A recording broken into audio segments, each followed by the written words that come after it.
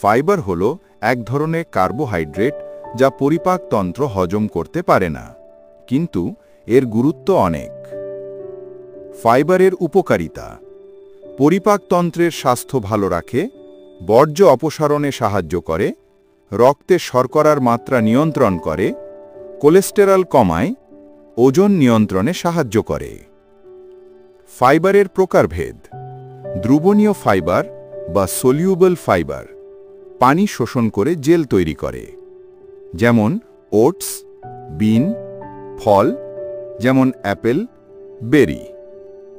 অদ্রবণীয় fibre বা insoluble fibre বর্জ্য অপসারণে সাহায্য করে, যেমন গোটা শস্য, সবজি যেমন ব্রোকলি, গাজর।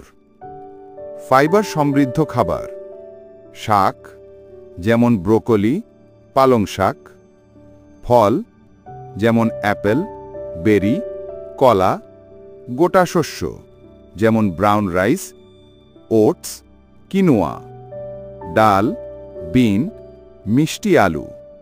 মনে রাখবেন, ফাইবার সমৃদ্ধ খাবার খেলে পরিপাকতন্ত্র সুস্থ থাকে।